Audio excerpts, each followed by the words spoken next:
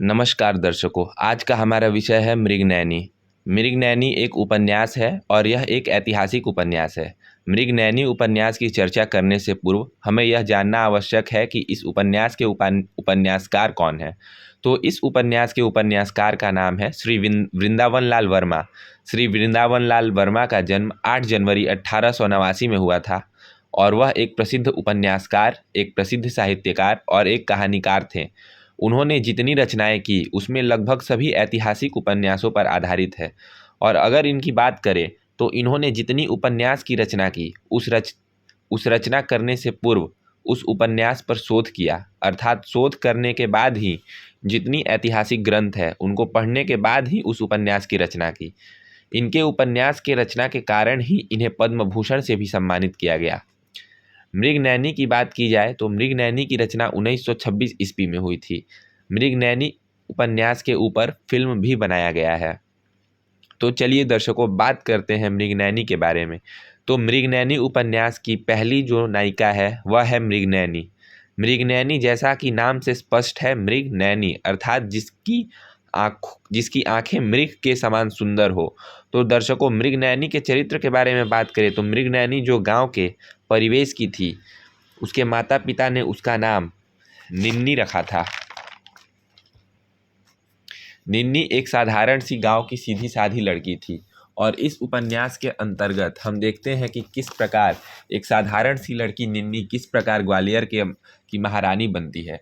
उपन्यास पढ़ने पर आप लोगों को पता चलेगा कि किस प्रकार निन्नी अपने पारिवारिक दायित्व का पालन करते हुए समाज और राष्ट्र के कर्तव्यों के प्रति भी अपना निर्वाहन कर रही है। मृगनयनी के माता पिता की मृत्यु बचपन में ही हो गई थी और वह अपने छोटे भाई के साथ रहती थी, इसलिए उसे अपने जीवन का पालन करने के लिए गांव में जंगली जानवर जैसे सुअर और भैंसों का शिकार करना पड़ता था और उसके बाद उसे अपने खेतों की भी रखवाली करनी पड़ती थी। तो मृगनयनी की अगर हम बात करते हैं तो मृगनयनी जितनी वीर और साहसी थी, उसके साथ साथ उसका हृदय छोटे बच्चे के समान कोमल भी था, जिसमें दया, प्रेम और सरलता की भावना थी। हमेशा वह दूसरों पर दया की भावना रखती थी। इसी कारण जब राजा मान सिंह उसके वीरता की बात सुने तो उनका दिल मन ही मन उससे प्यार करने लगा और वह मृगनयनी से मिलने के लिए तड़प उठे। और इस प्रकार उन्होंने पुजारी के द्वारा संदेश भिजवाया कि वह राई गांव में आना चाहते हैं, क्योंकि राई गांव में वह सड़क निर्माण और मंदिर निर्माण कराना चाहते हैं। और साथ ही साथ उन्हें यह आशा भी थी कि वह राई गांव जाएंगे तो वहां उन्हें मृगनयनी मिल जाएगी और वहां वह उसे अपने दिल की बात बता सकेंगे, क्योंकि राजा मान सिंह मन ही मन उसे प्यार करने लगे थे। तो यहाँ हम देखते हैं कि मृगनयनी जब राजा आते हैं तो वह मन ही मन प्रसन्न होती है और उनका स्वागत करती है। और गांव में रहने के पश्चात राजा मान सिंह अपनी इच्छा प्रकट करते हैं मृगनयनी के साथ शिकार पर जाने के लिए। और शिकार पर जाने के पश्चात मृगनयनी वहां जंगली जानवरों का शिकार करती है और देखते हैं कि जब वह 2 हिरण का शिकार कर रही है, अर्थात नर एवं मादा हिरण, तो इन दोनों का जब वह शिकार करती है उसी समय वह देखती है कि उन 2 हिरणों के साथ उनके छोटे बच्चे भी हैं। तो वह मचान से कूदकर अपने जान की परवाह किए बगैर वह उन छोटे जो बालक हैं उनका रक्षा करती है और उन्हें गले से लगाकर सुरक्षित स्थान पर पहुंचा देती है। यह देखकर राजा मान सिंह तोमर आश्चर्यचकित हो जाता है कि यह क्या, अभी कुछ देर पहले यह मृगनयनी अर्थात निन्नी एक सूरवीर निडर महिला की भांति जंगली जानवरों का शिकार कर रही थी और क्षणिक देर में ही इसका हृदय कितना कोमल एक बच्चे की तरह हो गया, जो अपने जान की परवाह किए बगैर उस नन्हे हिरण के रक्षा के लिए कूद पड़ती है। यह देखकर राजा जो है उसके प्यार में और ज़्यादा पागल हो जाता है और वह सोच लेता है कि अब मुझे इसी स्त्री से विवाह करना है। फिर इसके बाद उपन्यास में हम देखते हैं कि वह अपने दिल की इच्छा मृगनयनी से कहता है, अपने प्यार का इजहार मृगनयनी से करता है और मृगनयनी भी विवाह के लिए तैयार हो जाती है। लेकिन चूंकि वह गरीब थी, उसके पास ना ढंग के कपड़े थे, ना वस्त्र, ना आभूषण, ना श्रृंगार की कोई सामग्री थी और ना वह विवाह के लिए उसके पास इतने पैसे थे कि वह शान शौकत के साथ अपना विवाह कर सके। परंतु वह अपने मन की जो इच्छा है वह राजा के समक्ष प्रकट करती है। वह कहती है, राजा मैं आपसे विवाह करूंगी लेकिन मेरी कुछ शर्तें हैं। चूंकि राजा उससे प्यार करता था और यहाँ हम देखते हैं कि मान सिंह और मृगनयनी में जो प्रेम संबंध था वह केवल शारीरिक ही नहीं था, बल्कि वो एक दूसरे का सम्मान भी करते थे।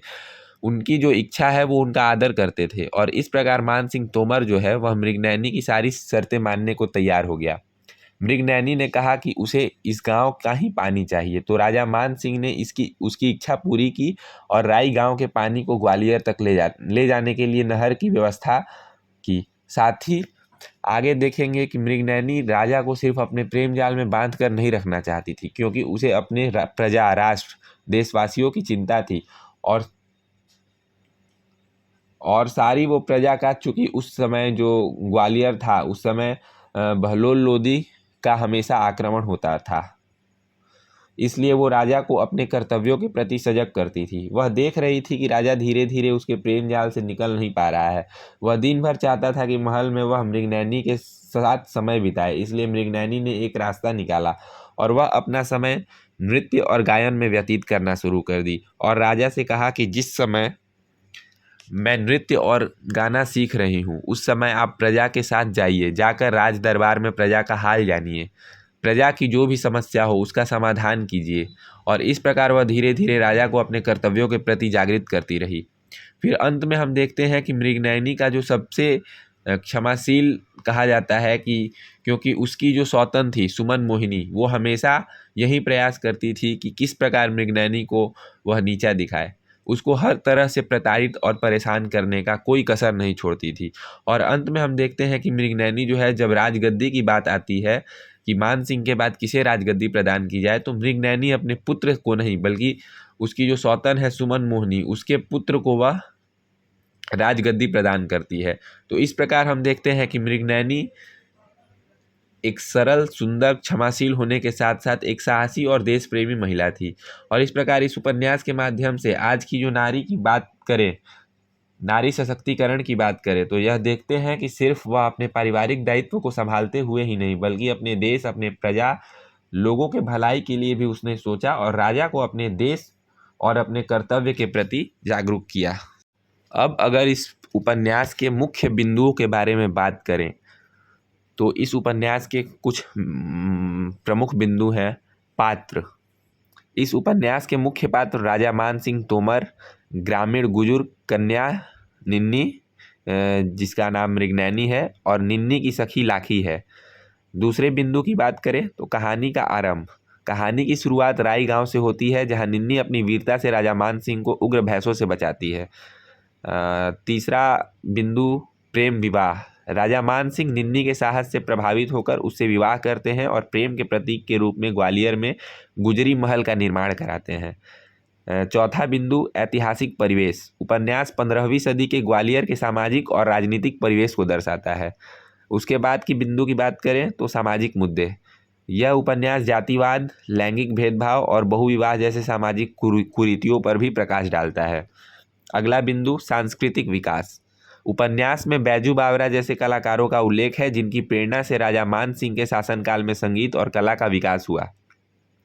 इसके बाद के बिंदु की अगर बात करें तो वो है रानी मृगनयनी का प्रभाव, ग्वालियर में रानी बनने के बाद मृगनयनी के व्यक्तित्व ने राजा मान सिंह के प्रशासन और जीवन में सुधार लाया, जिससे प्रजा कल्याणकारी योजनाओं की शुरुआत हुई।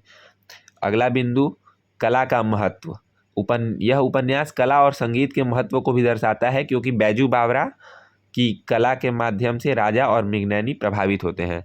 और अंत में जो बिंदु है वो है साहस और त्याग, यह उपन्यास मृगनयनी और उसकी सखी लाखी के चरित्रों के माध्यम से अदम्य साहस, त्याग, धैर्य और स्वाभिमान जैसे मूल्यों को दर्शाता है। धन्यवाद।